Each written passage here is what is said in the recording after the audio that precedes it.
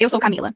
Tenho 35 anos, e faltavam menos de 24 horas para a viagem mais importante da nossa vida, quando descobri que as pessoas que dividem meu sangue tinham conspirado para apagar meu filho e eu da existência delas. Elas não sabiam que eu segurava a chave de cada reserva, cada passagem, cada centavo daquela fantasia tropical. E o que aconteceu depois, elas jamais viram vindo. Descobri que minha família estava planejando me excluir da viagem que eu financiei. A gravação que encontraram deles selou o destino no tribunal. Eu estava no meu quarto, conferindo passaportes e me certificando de que meu filho de 8 anos, Theo, tinha levado os óculos de natação favoritos dele, quando minha mãe ligou e disse as palavras mais cruéis que já ouvi. Ela me contou que a família tinha feito uma votação. Ela me disse que meu filho e eu não éramos mais bem-vindos na viagem, porque os filhos da minha irmã simplesmente não queriam a gente por perto. Ela esperava que eu engolisse essa humilhação em silêncio. Esperava que eu absorvesse o prejuízo, pedisse desculpas por existir e deixasse eles curtirem umas férias de luxo no meu cartão enquanto eu consolava meu filho arrasado na sala de casa. Mas tinha uma coisa que ela não sabia. Ela não sabia que era eu quem segurava a chave mestra de cada reserva, cada passagem, cada centavo que financiava a fantasia tropical deles. E enquanto eu conto essa história pra vocês, essas mesmas pessoas estão enfrentando uma realidade brutal que jamais imaginaram. Vamos voltar ao momento em que a ilusão da minha família se despedaçou pra sempre. A noite anterior ao voo devia ser uma celebração. Fazia semanas que Theo contava os dias como se fosse véspera de Natal. Ele fez uma corrente de papel colorido e pendurou na porta da geladeira. Toda manhã, antes da escola, arrancava um elo, o rosto se iluminando conforme a corrente ficava mais curta. Ele treinava frases que tinha aprendido sobre a vida na ilha. Desenhava peixinhos coloridos e tartarugas marinhas, colava os desenhos na parede do quarto. Pode parecer bobagem para algumas pessoas, mas era preciso entender o ano que a gente tinha acabado de atravessar. Meu divórcio tinha sido finalizado no início daquele ano. A disputa pela guarda foi longa, desgastante, feia. Theo passou meses se ajustando a uma rotina nova, morando só comigo. Ver aquela alegria genuína voltar aos olhos dele parecia uma vitória enorme. Eu queria que essa viagem fosse a recompensa que ele merecia depois de tanta coisa.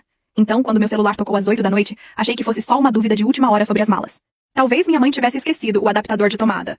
Ou minha irmã Bianca precisasse confirmar o horário do transfer do aeroporto. Em vez disso, ouvi a voz da minha mãe. Ela soava completamente calma. Soava como quem lê uma lista de compras. Ela me contou que ela e Bianca tinham conversado. Disse que os sobrinhos, Rafael e Sofia, estavam muito estressados. Disse que tinham decidido que levar o Theo ia estragar o clima da viagem. Ela usou exatamente essa expressão. Estragar o clima. Depois, me informou casualmente que Theo e eu não iríamos ao aeroporto na manhã seguinte. Eu fiquei ali, ao lado da cama. Minha mala aberta. As camisetas dobradas e o protetor solar de repente pareciam artefatos de uma vida que não existia mais. Senti o sangue sumir do rosto. Não gritei. Não implorei pra ela reconsiderar. Nem pedi pra repetir. A audácia da frase dela ecoou no silêncio do quarto. Eu sorri. Um sorriso frio. Pra um cômodo vazio. E falei 4 palavras no telefone. Aproveita a sua sala de estar. E desliguei. Joguei o celular na cama. 1 minuto de silêncio absoluto. Depois a tela acendeu. Minha mãe ligando de novo. Ignorei. 3 minutos depois, uma mensagem da minha cunhada, Renata, esposa da Bianca. Não, espera. Deixa eu ser mais precisa. Da minha irmã Bianca, cujo marido é o Diego. 5 minutos depois, Diego começou a ligar sem parar. Entre minhas 4 palavras e a 5ª chamada perdida, a ficha tinha caído. As pessoas que achavam que podiam remover cirurgicamente meu filho de uma viagem que eu financiei por completo, perceberam que eu não ia me sentar num canto e chorar. Abri o notebook. Minhas mãos estavam firmes. Isso ainda me surpreende quando penso naquela noite. Por dentro, meu coração martelava contra as costelas e meu estômago parecia cheio de chumbo. Mas passei boa parte da vida adulta administrando crises no meu trabalho. Sou arquiteta, comando obra grande, sei lidar com fornecedor que quebra contrato em cima da hora. E naquela noite meu cérebro simplesmente mudou de marcha. Ficou tudo muito organizado. Cada reserva estava no meu nome. Cada e-mail de confirmação estava ali na minha caixa de entrada. Os bangalôs sobre a água, as passagens de classe executiva, os pacotes de refeição premium, os transfers de barco particular. Entrei no portal da companhia aérea. Abri a reserva do grupo. Passei o mouse por cima do botão de cancelamento. Antes de clicar, uma faixa vermelha apareceu na tela. A reserva estava temporariamente bloqueada. Franzi a testa. Liguei na hora para a central de atendimento premium do resort. Um gerente chamado Rogério atendeu. Passei meu número de confirmação. Rogério pigarreou, visivelmente desconfortável. Me contou que um senhor Diego tinha ligado 20 minutos antes, alegando uma emergência familiar e tentando trocar o e-mail principal da reserva para o dele. Essencialmente, tentando me tirar da minha própria reserva. Fiquei ali, sentada, sentindo a malícia calculada daquilo tudo. Eles não queriam só nos excluir. Queriam roubar a viagem debaixo do meu nariz antes que eu reagisse. Tinham planejado isso. Dei meu PIN de segurança pro Rogério, confirmei minha identidade e dei uma única ordem clara. Cancela tudo que estiver vinculado ao Diego e à minha mãe. Para entender como minha família chegou a esse ponto, sentindo que tinha o direito de roubar milhares de reais de mim, é preciso entender a dinâmica em que crescemos. Bianca sempre foi a filha perfeita. Mais velha, mais extrovertida, encantadora sem esforço nenhum. Quando ela entrou na faculdade de Direito, meus pais comemoraram como se fosse prêmio Nobel. Quando eu ganhei uma bolsa de intercâmbio em arquitetura, minha mãe só falou que bom. E voltou a perguntar se a Bianca já tinha decidido o vestido da formatura. Essa dinâmica nunca mudou. Só ficou mais cara com o tempo. Quando meu avô morreu, a herança modesta foi dividida entre nós duas. Eu coloquei minha parte na entrada do meu apartamento e num fundo pro futuro do Theo. Bianca usou a dela para abrir uma consultoria de eventos que fechou em 7 meses. Quando as dívidas bateram na porta, meus pais usaram as economias para tirá-la do buraco. Quando perguntei pro meu pai por que faziam isso, ouvi a mesma desculpa de sempre. A Bianca precisa de um empurrãozinho, Camila. Você sempre se virou bem. Você não precisa de nós do jeito que ela precisa. Eles confundiam minha independência com a ausência de sentimento. Como eu não criava dramas constantes, presumiam que eu não precisava de apoio. Ao longo dos anos, construí uma carreira sólida como arquiteta. Trabalhei pesado. Subi de nível. Quando finalmente fui promovida a sócia no escritório, meu aumento foi expressivo. Fiquei orgulhosa. Achei que minha família fosse ficar orgulhosa também. Em vez disso, minha nova faixa salarial simplesmente me transformou no caixa eletrônico da família.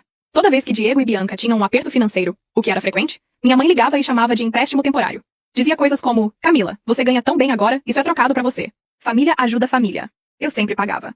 Paguei a natação dos meus sobrinhos. Paguei o conserto do telhado dos meus pais. Pagava porque queria comprar, mais do que qualquer outra coisa, o respeito genuíno deles e uma família unida pro meu filho. A viagem pras Maldivas nasceu exatamente dessa dinâmica tóxica.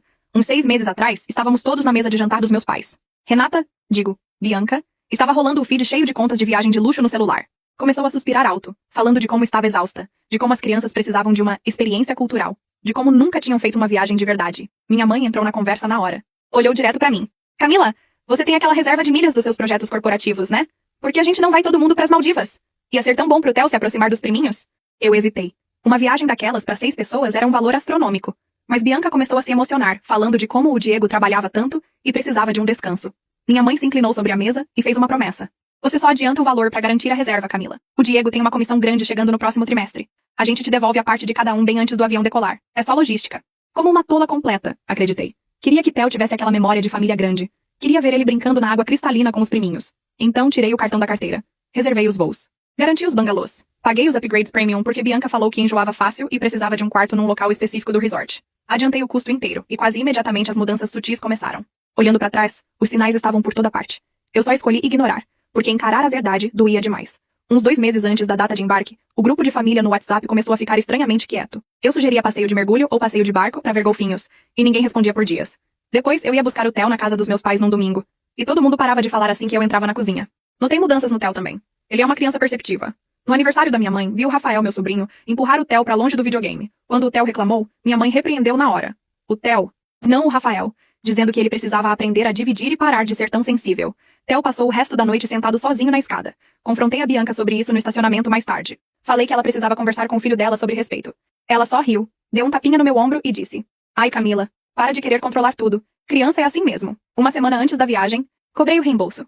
Mandei uma mensagem educada no grupo, anexando a planilha final dos custos, pedindo que transferissem a parte de cada um, como combinado. A resposta foi imediata e hostil. Bianca respondeu dizendo que tinham tido gastos inesperados com a escola das crianças e pediu um prazo maior. Minha mãe me ligou, a voz pingando decepção, perguntando como eu podia ser tão mesquinha por dinheiro bem na véspera de um momento de união familiar. A gente é família, Camila, ela disse. A gente não manda boleto um pro outro.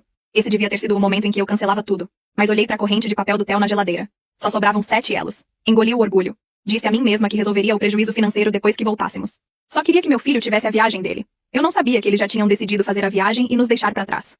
Voltando à noite anterior ao voo, eu estava ao telefone com o Rogério, o gerente que acabara de me informar que meu cunhado tinha tentado sequestrar minha reserva. Minha voz saiu morta, calma. O Diego não tem nenhuma autoridade financeira sobre essa reserva. Falei. Sou a titular exclusiva. Quero o pacote do grupo encerrado imediatamente. Aplica a multa máxima de cancelamento sobre o valor total. O saldo elegível. Devolve direto pro meu cartão. Não quero voucher. Quero o dinheiro de volta. Rogério processou tudo rápido. O som do teclado dele foi o barulho mais satisfatório que ouvi em meses. Os assentos executivos cancelados. Os bangalôs sobre a água, cancelados. Os jantares privativos que Bianca tinha pedido especificamente, cancelados. Mas eu não tinha terminado. Olhei pra porta do quarto do Theo. Ele dormia, sem fazer ideia de que a avó tinha acabado de declará-lo um estorvo. Eu não ia deixar tirarem o oceano dele. Rogério, falei, com o crédito que sobrou da minha parte. Quero fazer uma reserva nova. Só 2 passageiros. Eu e meu filho. Me acha o melhor bangalô privativo disponível. Num atol completamente diferente, longe do resort original. Número de confirmação novos. Itinerário de voo novo.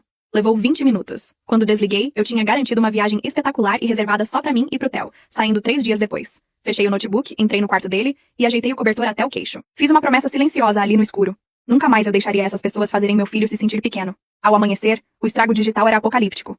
Acordei, fiz café e finalmente olhei o celular. O grupo da família era um campo de batalha. Diego tinha ido pro aeroporto com a família inteira, sem fazer ideia de que os cartões de embarque deles eram lixo digital. A ficha deve ter caído no balcão do check-in. Diego mandou 30 e poucas mensagens. Começaram confusas, escalaram pra pânico e desembocaram em pura fúria descontrolada. Camila, o que tá acontecendo? O balcão diz que nossas passagens foram anuladas. Atende o telefone agora. A Bianca tá chorando. As crianças em pânico. Você é rancorosa demais. Nos deixou plantados no aeroporto. Minha mãe deixou 6 mensagens de voz. O tom tinha mudado completamente. Da mulher calma e dispensativa da noite anterior pra uma vítima histérica, chorosa. Exigia que eu consertasse tudo. Dizia que as crianças estavam traumatizadas. Não respondi. Tomei um gole de café e liguei pro meu melhor amigo da faculdade, Marcelo. Marcelo é advogado. Trabalha com disputa societária e contratos hostis. É implacável, brilhante e leal. Quando ele passou por um susto sério de saúde alguns anos atrás, fui eu quem ficou na sala de espera e resolveu a burocracia do apartamento dele. Éramos mais irmãos do que eu e a Bianca jamais fomos. Marcelo chegou na minha casa em 40 minutos de moletom com uma caixa de pão de queijo. Entreguei o celular pra ele e resumi as últimas 12 horas. Ele não demonstrou nenhuma emoção. Não ofereceu compaixão vazia. Só sentou na bancada da cozinha, estalou os dedos e começou a trabalhar. Não responde nada. Instruiu, os olhos correndo pelo caos do grupo. Deixa eles cavarem a própria cova. Gente arrogante e furiosa sempre escreve as piores ofensas por escrito. A gente vai documentar cada sílaba. Durante a hora seguinte, Marcelo transformou minha sala de jantar num laboratório forense. Exportou o histórico inteiro da conversa. Salvou os prints em que minha mãe e a Bianca prometiam me pagar de volta. Puxou os extratos do cartão, os recibos originais, as confirmações de cancelamento. Foi então que meu celular vibrou com uma mensagem privada da minha prima Larissa. Larissa sempre foi a quieta da família. A gente trocava reclamações sobre nossos pais nos aniversários. Eu achava que ela era segura. Achava que era uma aliada. A mensagem dizia: Camila, sinto muito pelo que tá acontecendo. O grupo tá surreal. Você tá bem? O Theo tá bem? Num momento de fraqueza, a armadura que eu vinha usando a manhã inteira escorregou. Respondi: eu tô bem, mas o Theo vai ficar arrasado. Ele contava os dias há meses. Não sei como vou explicar pra ele que a própria avó fez isso. 5 minutos depois, meu celular tocou. Era minha mãe. Contra o conselho do Marcelo, atendi no viva voz. Ela não soava mais histérica, soava vitoriosa. A Larissa acabou de me mostrar sua mensagem. Ela disse, cheia de si, bancando a vítima como sempre. Se o Theo vai ficar arrasado, a culpa é sua, por criar ele tão sensível. Talvez se você fosse uma mãe melhor, os filhos do Diego quisessem ficar perto dele. Você trouxe isso pra você mesma, Camila. Ela desligou. Fiquei olhando pro telefone. A traição doeu fundo. Larissa, a prima em quem eu confiava, tinha corrido direto contar minha dor privada pra minha mãe. Provavelmente pra ganhar pontos com a matriarca da família. Todos estavam envolvidos. A estrutura inteira da família era um ecossistema tóxico projetado pra se alimentar de mim e proteger o Diego. Marcelo me olhou do outro lado da bancada. Fechou o notebook devagar. Pronto, disse, a voz fria como aço. Acabou o prazo de tolerância. Eles querem guerra por dinheiro? A gente vai dar uma aula de responsabilidade civil. Foi assim que tudo começou. As próximas 48 horas entraram numa calmaria enganosa. O tipo de silêncio que antecede a pior parte da tempestade. Marcelo redigiu um e-mail formal e juridicamente sólido pra minha mãe, pro Diego e pra Bianca. Sem linguagem emocional, sem mencionar a crueldade com o Theo. Só os fatos. A promessa por escrito, o valor adiantado, o prazo de 14 dias pra reembolso. Ou ação judicial. Enviei. Coloquei o celular no silencioso. E foi exatamente aí que a reação deles começou a escalar. A reação deles foi exatamente o que o Marcelo previu. Entraram em pânico e tentaram controlar a narrativa. Naquela noite, eu estava no sofá enquanto o Theo arrumava as malas pra nossa viagem secreta, remarcada. Marcelo me mandou um link do Instagram da Bianca. Cliquei. Era um vídeo dela sentada na cozinha impecável. A mesma cozinha cujo financiamento eu tinha ajudado a garantir. Maquiagem perfeita, montada pra parecer que ela tinha acabado de chorar. Eu tô arrasada, Bianca dizia pra câmera, cutucando os olhos com um lenço. A gente ia viajar hoje numa viagem única na vida em família. As crianças estavam tão animadas, mas às vezes, membros da família passam por questões sérias de saúde mental e agem de forma maliciosa e vingativa. Minha irmã cancelou a viagem inteira por puro despeito e nos deixou plantados no aeroporto. Peço que mantenham nossa família em suas orações enquanto lidamos com o comportamento tóxico dela. Ela omitiu completamente que eu tinha pagado tudo. Omitiu completamente que eles tinham chutado meu filho da viagem na véspera. Usou linguagem terapêutica como arma pra me pintar como uma vilã instável, só porque eu me recusei a ser tapete. Meu sangue ferveu. Meu instinto foi entrar nos comentários, postar os comprovantes, destruir a imagem frágil e falsa dela. Queria expor os dois pra amigos, vizinhos, o condomínio inteiro. Marcelo ligou bem na hora em que meu dedo pairava sobre o teclado. Nem pensar. Ele ordenou. Não comenta. Não se defende. Baixa o vídeo e me manda o arquivo. Ela tá construindo um registro público de difamação. Ela tá montando o nosso caso pra gente. Deixa ela bancar a mártir. Vai deixar a queda do ego dela muito mais doce num tribunal. Respirei fundo. Fechei o aplicativo. Baixei o vídeo e mandei pro Marcelo. Tive que segurar a vontade de brigar na lama. Precisava focar no jogo longo. Mais tarde naquela noite, entrei no quarto do Theo. Ele estava sentado no chão organizando os carrinhos. A corrente de papel ainda estava na geladeira. Um lembrete doloroso da viagem que devia ter sido. Sentei no carpete ao lado dele. Filho. Falei baixinho. Ele olhou pra cima, os olhos grandes e inocentes. A gente vai pro aeroporto amanhã, mãe. A vovó e o tio Diego não vieram combinar as malas. Foi a conversa mais difícil da minha vida. Eu não queria carregar meu filho de 8 anos com a realidade feia da traição adulta. Mas também me recusava a mentir pra ele. Recusava deixar ele achar que aquilo era uma dinâmica familiar normal. Theo, falei colocando a mão no ombro dele. Teve uma mudança de planos. A vovó, o tio Diego e os priminhos não vão mais na viagem. Ele franziu a testa. Por quê? Estão doentes? Não, falei com cuidado. Às vezes os adultos fazem escolhas egoístas. Às vezes as pessoas que deveriam cuidar da gente agem de um jeito que não é gentil nem justo. E quando as pessoas não nos tratam com respeito, a gente não corre atrás. Não implora pra elas serem legais. A gente arruma as malas e vai embora. Theo olhou pras próprias mãos por um bom tempo. Depois olhou pra mim de novo. Eu fiz alguma coisa errada, mãe? Foi por isso que eles não quiseram vir com a gente? Meu coração se partiu em 1000 pedaços. O fato de o primeiro instinto dele ser se culpar mostrou exatamente o tanto de estrago que minha família já tinha causado na autoestima dele. Puxei ele pra um abraço apertado. Escuta aqui, Theo. Você é perfeito. Você não fez nada de errado. Eles é que estão perdendo o melhor companheiro de viagem do mundo. Mas olha a boa notícia. Eu e você ainda vamos. Vamos pra uma ilha diferente. Só nós dois. Vamos comer sorvete no café da manhã, nadar com as tartarugas, e não vamos nos preocupar com a agenda de mais ninguém. Os olhos dele se arregalaram, a sombra sumindo do rosto. Só nós dois? Sério? Só nós dois? Prometo. Na manhã seguinte, o prazo de 14 dias venceu sem pagamento algum. Diego mandou um e-mail debochado dizendo que me levar à justiça por um mal-entendido familiar ia me transformar na piada do Estado, que qualquer juiz jogaria o processo fora. Reencaminhei o e-mail pro Marcelo. Não escrevi nenhuma mensagem longa. Só uma frase. Entra com a ação. A tempestade estava prestes a chegar em terra firme. E eu finalmente estava pronta para queimar a casa inteira. A manhã da audiência chegou com um frio cortante que parecia atravessar as paredes de casa. Acordei horas antes do despertador tocar.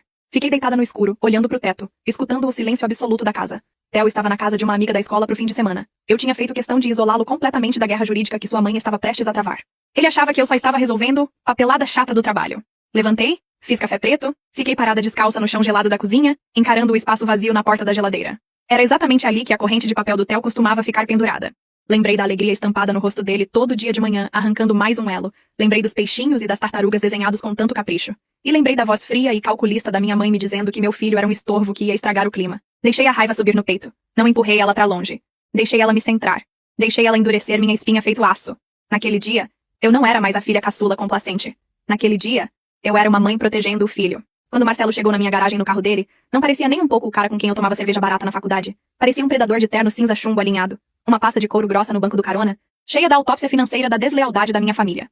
Não conversamos muito no caminho até o fórum. Não precisava de discurso motivacional. Não precisava revisar estratégia. A ação já estava protocolada. As linhas estavam traçadas a tinta permanente. Estávamos indo litigar aquilo que minha mãe insistia, para qualquer parente que quisesse ouvir, ser só um probleminha de família. Quando atravessamos as portas giratórias do fórum, o ar cheirava a cera de piso e papel velho. Vi eles quase de imediato, reunidos perto da revista, ocupando o máximo de espaço físico possível, como se fossem donos do prédio. Diego usava um terno azul marinho que parecia um número menor, apoiado displicente numa coluna de mármore, braços cruzados, com aquele ar de tédio supremo. Bianca estava ao lado dele, num trench coat bege de grife, olhando ao redor nervosa, como se esperasse que uma equipe de paparazzi saltasse de trás do detector de metais. Minha mãe, Ivete, dominava o centro do grupinho. Segurava a bolsa de grife feito escudo, vestida de domingo, postura rígida. Meu pai, Ricardo, ficava um passo atrás de todo mundo, olhando para os próprios sapatos engraxados. No papel de sempre. O cúmplice silencioso e omisso. Eles me viram chegar. Eu esperava ver pelo menos um lampejo de culpa. Esperava um pingo de vergonha ou apreensão nos olhos deles. Mas essa é a armadilha final da complacência de gente acostumada a manipular. Eles achavam sinceramente que eram intocáveis. Achavam que, por dividirmos o mesmo sangue, eu ia acabar cedendo. Diego sorriu de canto. Sorriu mesmo pra mim. Se afastou da coluna, deu 2 passos agressivos na minha direção, ajeitando a gravata com um suspiro teatral. Camila, Diego falou, a voz ecoando levemente no saguão de teto alto. Sinceramente, não acredito que você vai levar essa palhaçada adiante. Tá perdendo o tempo de todo mundo. Perdendo o tempo do tribunal. Sabia que a mãe teve palpitação a semana inteira por causa desse seu chilique? Olhei direto através dele. Não mordi a isca. Marcelo se posicionou suavemente entre a gente. O rosto totalmente neutro. A postura impecável. Senhor, Marcelo disse pro Diego, o tom pingando profissionalismo gelado. Qualquer comunicação referente a essa ação precisa ser direcionada exclusivamente a mim, como advogado da sua cunhada. Sugiro fortemente que guarde seu fôlego e seu drama amador pro juiz. Minha mãe se empurrou pra frente do grupo. Esticou a mão, tentando segurar meu antebraço, daquele jeito clássico e invasivo que ela sempre usava pra me forçar à submissão. Dei um passo pra trás rápido, deixando a mão manicurada dela agarrar o ar vazio. Camila, por favor, minha mãe disse, a voz de repente tremendo com um sofrimento lindamente fabricado. Isso é uma loucura. Somos sua família. Você vai arrastar seu próprio sangue, sua própria irmã, sua própria mãe, pra dentro de um tribunal público por dinheiro, por uma viagem cancelada? Pensa no fundo da faculdade que você montou. Pensa na herança que o seu avô deixou. A gente sempre te apoiou em tudo. A gente pode sair agora, tomar um café ali na esquina, resolver isso tudo como gente grande. Não se humilha aí dentro. Eu sabia exatamente o que ela estava fazendo, armando a armadilha, tentando puxar minha culpa enraizada. Queria que eu lembrasse dos aniversários, dos natais, da ilusão frágil do nosso vínculo familiar. Queria usar meu desejo por uma família normal contra mim, pra eu desistir do processo bem na reta final. Olhei direto nos olhos dela, sentindo uma clareza fria, sem nenhuma emoção. Você não quis tomar café quando decidiu que meu filho não era bom o suficiente pra sentar no mesmo avião que os filhos do Diego. Falei. Minha voz saiu quase num sussurro, mas cortou o barulho ambiente do saguão feito lâmina. A gente não tem absolutamente nada pra conversar, Ivete. A gente se vê lá dentro. Usei o primeiro nome dela de propósito. Vi ela recuar, como se eu tivesse batido nela fisicamente. Virei as costas e segui em direção às salas de audiência, sentindo o calor intenso do olhar deles queimando minhas costas. Dentro da sala, o clima era formal e sufocante. Sentamos na mesa da autora. Diego, Bianca e meus pais entraram e se sentaram na mesa da defesa. Não tinham contratado advogado. Esse foi o segundo erro arrogante e enorme deles. Diego genuinamente acreditava que o charme agressivo dele e as lágrimas ensaiadas da minha mãe seriam suficientes para convencer uma juíza civil. Achavam que as regras do mundo jurídico simplesmente não se aplicavam a eles. A juíza Andrade entrou vinda do gabinete. Uma mulher séria, imponente, na casa dos 50 e poucos anos, com fama de zero tolerância para teatro de audiência. Sentou-se, bateu o martelo, chamou o número do processo e olhou por cima dos óculos para as 2 mesas. Vamos começar, disse a juíza Andrade, a voz firme. Senhora Camila, a senhora está processando membros da sua família por quebra de acordo verbal e danos financeiros relativos a uma viagem internacional cancelada. O valor em questão é significativo. Vamos ouvir a exposição inicial. Marcelo se levantou. Foi brilhante de assistir, em seu elemento natural. Não soava raivoso. Soava inteiramente factual e devastadoramente preciso. Montou a linha do tempo dos fatos. Explicou como eu tinha sido explicitamente convidada a adiantar o custo exorbitante da viagem, com base em promessas por escrito de reembolso integral pelos réus. Detalhou como eu paguei os voos executivos, a hospedagem de luxo, os transfers particulares. Depois explicou como, menos de 24 horas antes do embarque, os réus me informaram que eu e meu filho estávamos excluídos da viagem, me forçando a cancelar tudo para mitigar minha exposição financeira. Marcelo submeteu formalmente os extratos bancários, os recibos do cartão e as mensagens do grupo como prova. A juíza Andrade revisou os documentos com cuidado, folheando as páginas. Balançou a cabeça devagar, depois virou sua atenção afiada para a mesa da minha família. Senhor Diego. A juíza se dirigiu diretamente a ele. Sua cunhada apresentou documentação clara das despesas e mensagens de texto, mostrando intenção clara da parte de vocês em reembolsá-la. Qual exatamente é a defesa de vocês contra essas alegações? Diego se levantou, confiante. Abotoou o paletó apertado, estufou o peito, olhou ao redor da sala como quem vai fazer um discurso de vendas para investidores ingênuos. Excelência, Diego começou, a voz transbordando falsa confiança e calor forçado. Minha cunhada sempre foi uma pessoa muito generosa. Ela ganha um salário enorme como arquiteta. Ela se ofereceu para pagar essa viagem, porque sabe que eu e minha esposa estamos passando aperto com a escola particular das crianças. Sim, a gente comentou casualmente sobre pagar de volta no início. Mas algumas semanas depois, a Camila disse pra gente não se preocupar. Ela disse claramente que a viagem era um presente generoso pra família. Ela só está processando a gente agora por causa de uma pequena divergência sobre logística de viagem, agindo por puro despeito, por causa de questões pessoais dela. A juíza Andrade ergueu uma sobrancelha. Uma pequena divergência sobre logística de viagem? Ela alega que vocês excluíram completamente ela e o filho de 8 anos dela na véspera de um voo internacional. Foi só um mal-entendido simples. Bianca interrompeu de repente, ignorando completamente o protocolo da sala. As crianças estavam brigando. A gente só sugeriu que a Camila e o Theo pegassem um voo diferente, para dar um respiro para todo mundo. A gente nunca, jamais, disse que eles não podiam ir pro resort. Foi uma mentira descarada, nojenta e coordenada. Estavam literalmente reescrevendo a história sob juramento, dentro de um tribunal. Minha mãe então se levantou. Parecia tão frágil. Parecia uma matriarca de coração partido e exausta, vitimada pelo filho caçula cruel. Excelência, ela disse, a voz tremendo com perfeição. Eu amo minhas 2 filhas profundamente, mas a Camila sempre teve muita inveja da Bianca. A Camila passou por um divórcio muito amargo recentemente, e uma disputa de guarda desgastante. Isso deixou ela muito raivosa e ressentida com o mundo. Ela cancelou essa viagem só para punir os filhos inocentes do Diego. E quanto ao dinheiro, eu tenho prova concreta de que a Camila disse que era um presente. Levantei a cabeça na hora. Olhei pro Marcelo, mas ele não moveu um músculo sequer. Minha mãe pegou na bolsa de grife uma única folha de papel impressa. Entregou pro oficial de justiça, que levou até a bancada da juíza. A juíza ajustou os óculos e olhou o papel. Isso aqui parece ser um e-mail, disse a juíza Andrade. Datado de 3 meses atrás, de Camila para Ivete. Diz, e eu cito. Mãe, fala pro Diego não se preocupar com o dinheiro das Maldivas. Eu vou cobrir tudo com o meu bônus. Considera um presente meu pra família. A juíza olhou pra mim, os olhos ficando frios. Senhora Camila, a senhora escreveu e enviou esse e-mail? Encarei aquela folha de papel na mão da juíza. Senti um suor gelado na nuca. Eu nunca tinha escrito aquelas palavras. Nunca tinha enviado esse e-mail em toda a minha vida. Eles tinham fabricado um documento inteiro e submetido a um tribunal como prova. Diego estava sorrindo pra mim do outro lado da sala. Bianca enxugava uma lágrima falsa e dramática. Achavam que tinham vencido. Achavam que tinham me prendido com sucesso na teia retorcida de mentiras deles, usando um documento forjado para roubar legalmente milhares de reais de mim, enquanto me pintavam como uma mentirosa instável e vingativa. O silêncio na sala era absoluto e pesado. Tinham jogado a carta trunfo deles. Estavam afogados na certeza absoluta da própria complacência, sem fazer ideia do que estava prestes a acontecer. Me inclinei pro Marcelo e sussurrei desesperada. Eu nunca mandei isso. Marcelo, isso é uma forjadura completa. Eu juro.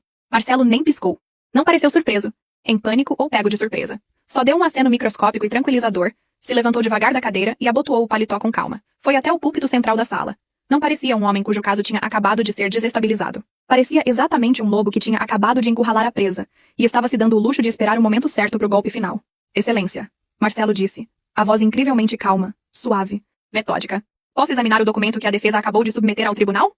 A juíza Andrade entregou o papel pro oficial de justiça, que levou até o Marcelo. Ele segurou o papel contra a luz fluorescente por um segundo, olhou para minha mãe e sorriu. Foi um sorriso aterrorizante. Senhora Ivete. Marcelo se dirigiu à minha mãe, olhando direto nos olhos dela. A senhora está afirmando sob juramento, hoje, que a Camila enviou esse e-mail há exatamente 3 meses, renunciando explicitamente ao direito legal dela ao reembolso. Correto? Correto, minha mãe disse com o queixo erguido. Ela mandou do e-mail corporativo dela direto pro meu e-mail pessoal. Entendido, Marcelo disse. Simplesmente. Virou de costas para ela e encarou a juíza. Excelência. Como a senhora bem sabe, na era digital, um papel impresso vale tanto legalmente quanto um rascunho num guardanapo de bar, a menos que o rastro digital subjacente comprove a alegação. Antecipando que a defesa pudesse recaracterizar essa transação financeira de forma criativa, tomei a liberdade de intimar judicialmente os logs completos de servidor do departamento de TI do escritório da minha cliente, referentes à data e ao horário exatos carimbados nessa impressão. O sorriso arrogante do Diego sumiu na hora. Minha mãe enrijeceu visivelmente na cadeira de madeira, as mãos agarrando a mesa. Dentro dessa pasta, Excelência. Marcelo continuou puxando uma pasta grossa e lacrada da maleta. Está o relatório certificado de tráfego de servidor do escritório da minha cliente. A senhora vai notar que, na data e no minuto exatos carimbados na impressão da senhora. Ivete, o e-mail corporativo da Camila estava sim ativo, só que ela não estava, de forma alguma, escrevendo para a mãe. Ela estava transmitindo, de forma segura, um projeto executivo de 40 páginas para um cliente internacional em Lisboa. Na verdade, se a senhora revisar o log completo daquele dia, não existe registro nenhum de e-mail de saída para o endereço da senhora Ivete, em nenhum momento daquela data inteira. A juíza Andrade folheou rapidamente o relatório certificado de TI, os olhos correndo pelas linhas de dados. O ar na sala parecia esvaziar rapidamente. A temperatura pareceu cair. Além disso, Marcelo continuou, erguendo a voz para ecoar pelas paredes de madeira da sala. Um exame mais detalhado do próprio documento impresso revela inconsistências graves de formatação, típicas de amador. A fonte do cabeçalho não corresponde à fonte corporativa padrão obrigatória usada no escritório da minha cliente. A formatação de data e hora está completamente incorreta para o sistema de servidor que eles usam. Parece, Excelência, que esse e-mail foi criado do zero num processador de texto doméstico comum, impresso numa impressora jato de tinta convencional, e apresentado a este tribunal como prova autêntica. Isso, Excelência, é a definição exata de fabricação de prova e falso testemunho. O rosto da minha mãe ficou da cor de cinza molhado. Bianca deu um gemido alto na sala silenciosa e cobriu a boca com as duas mãos. Diego parecia querer afundar pelo assoalho. Mas ainda não terminamos, Marcelo disse, virando de costas para a juíza e encarando minha família diretamente, os olhos ardendo de fúria controlada. A defesa afirma veementemente que essa era apenas uma viagem de família amorosa, arruinada pelo ciúme infundado da minha cliente. Afirmam sob juramento que nunca excluíram a Camila e o filho pequeno dela. Alegam que foi só uma divergência menor sobre horários de voo. Marcelo voltou até a maleta e tirou um pequeno pendrive prateado. Entregou para o escrivão do tribunal. Excelência, gostaríamos de submeter formalmente o anexo D como prova. Essa é uma gravação de áudio autêntica, com transcrição certificada correspondente, de uma mensagem de voz deixada no celular pessoal de uma parente, Larissa, que posteriormente encaminhou a gravação. Essa mensagem foi deixada pelo réu, Diego, na tarde do dia anterior ao voo internacional programado. O escrivão conectou o pendrive no sistema audiovisual do tribunal. Objeção! Diego gritou se levantando de repente da cadeira, o rosto violentamente vermelho de pânico puro. Isso foi uma conversa de família privada e confidencial. Ele não pode reproduzir isso aqui. Tá fora de contexto. Indeferida. A juíza Andrade rebateu alto, a paciência completamente esgotada. O senhor abriu explicitamente a porta para a dinâmica da sua família e para as suas intenções específicas em relação a essa viagem. Sente-se e permaneça em silêncio. Diego afundou devagar na cadeira, parecendo completamente derrotado. O escrivão apertou o play. O áudio encheu a sala. Cristalino. Era a voz do Diego, agitada, arrogante, cruel. Oi, Larissa, é o Diego. Escuta, a mãe tá resolvendo com a Camila agora no telefone. A gente vai tirar ela e o Theo de vez. O Rafael e a Sofia estão fazendo escândalo com a ideia do Theo vir junto. E sinceramente, esse menino é meio deprimente de conviver desde o divórcio dela. Ele estraga o clima. A Bianca quer o Bungalow Master só pra gente relaxar mesmo. Deixa a mãe lidar com a Camila. Ela vai ficar brava um dia ou dois. Mas ela sempre cede no final. Ela é fraca. Fala pra mãe garantir que ela não cancele o cartão que tá cadastrado antes da gente fazer o check-in amanhã de manhã. A gente fala que vai devolver o dinheiro depois e deixa ela engolir o prejuízo. Te ligo depois. A gravação parou com um clique seco. O silêncio que se seguiu na sala era pesado, brutal, devastador. Era o som da ruína absoluta. Olhei pro outro lado do corredor pra minha família. A fachada meticulosamente construída estava completamente destruída. Não tinha mais manipulação. Não tinha mais lágrimas falsas. A crueldade absoluta e calculada deles, o plano premeditado de usar meu dinheiro para financiar o luxo deles e descartar meu filho como lixo, tinha acabado de ser exposto para registro público, num tribunal. Meu pai olhava fixo pro chão, o rosto enterrado nas mãos, incapaz de olhar para qualquer um. Bianca parecia fisicamente enjoada, pálida. Diego encarava a bancada da juíza respirando pesado, preso dentro da realidade inescapável das próprias palavras gravadas. Minha mãe tentou desesperadamente falar, a voz fraca e trêmula. Excelência, por favor, a senhora precisa entender. Isso foi completamente tirado de contexto. A juíza Andrade pegou o martelo e bateu com tanta força que soou como um tiro ecoando na sala. Senhora Ivete, sugiro fortemente que a senhora permaneça em absoluto silêncio, pro próprio bem legal. A juíza ordenou, a voz vibrando de nojo evidente e sem máscara. Eu tô nesta cadeira há 19 anos. Já presidi fraudes corporativas extremamente complexas e os divórcios mais amargos que se possa imaginar. Mas o nível de malícia calculada, de entitlement de tirar o fôlego e de completa falência moral que testemunhei, vindo dessa mesa hoje, é verdadeiramente impressionante. Apontou um dedo grosso direto pro Diego. O senhor planejou sistematicamente devastar emocionalmente uma criança de 8 anos e explorar financeiramente sua própria cunhada, simplesmente para melhorar a experiência de viagem pessoal do senhor. E depois, o senhor entrou nesse tribunal e tentou descaradamente submeter um documento forjado para encobrir os rastros e roubar dela de novo. A juíza Andrade não hesitou nem por um segundo mais. Olhou para a papelada. Eu decido de forma inequívoca a favor da autora, pela integralidade da reivindicação financeira. Os réus são ordenados, solidariamente, a reembolsar a senhora Camila por cada centavo da viagem cancelada, mais todos os juros acumulados permitidos por lei. Além disso, devido à prova claramente fabricada e à conduta de má-fé flagrante demonstrada hoje, ordeno que os réus paguem 100% dos honorários advocatícios e das custas judiciais da autora. A juíza fez uma pausa, olhando para eles por cima dos óculos. Se esse valor não for integralmente quitado dentro de 30 dias, eu autorizo imediatamente o bloqueio de salários e a penhora de bens pessoais. Está encerrada a sessão. O martelo bateu uma última vez. Foi o som mais lindo que eu já tinha ouvido. Foi o som das minhas correntes se quebrando de vez.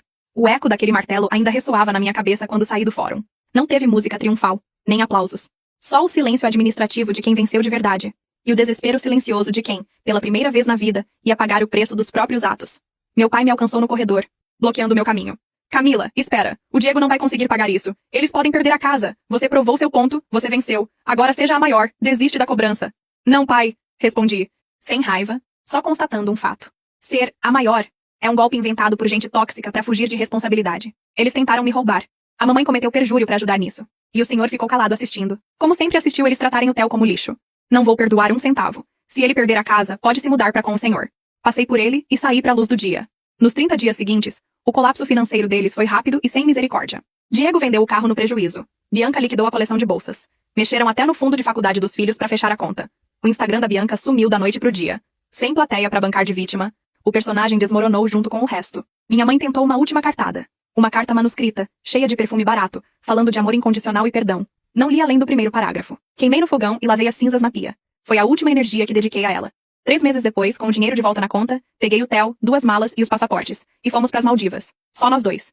Num bangalô isolado, longe de tudo. Ele nadou com tartaruga, comeu sorvete no café da manhã, e um dia sentado na borda da piscina, olhou pra mim e disse: Mãe, que bom que o tio Diego e a vovó não vieram. É muito melhor sem ninguém gritando ou zoando de mim. Aquela frase valeu cada decisão difícil que tomei. Hoje não falo com nenhum deles. Estão bloqueados, banidos de qualquer contato, apagados da nossa vida. E o Theo cresce sabendo de uma coisa que eu levei 35 anos pra aprender. Paz que exige que você engula desrespeito não é paz nenhuma. Família de verdade a gente escolhe. E às vezes, escolher a própria família significa cortar o sangue que só sabia machucar. O que essa história revela, mais do que a crueldade em si, é um padrão clássico de dinâmica familiar tóxica. O filho fácil é tratado como recurso, não como pessoa.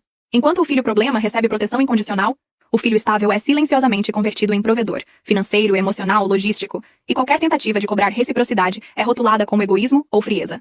É um contrato não assinado, mas profundamente enraizado. Você só tem valor enquanto está disposto a pagar o preço do amor dos outros. E o mais perturbador é que esse padrão raramente se rompe com um pedido de desculpas. Ele só se rompe quando alguém, finalmente, para de pagar a conta. Até onde você iria para proteger seu filho de uma família que finge amar, mas nunca protege? Conta aqui nos comentários se você já teve que cortar laços de sangue para ter paz. E não esquece de curtir e se inscrever para não perder a próxima história.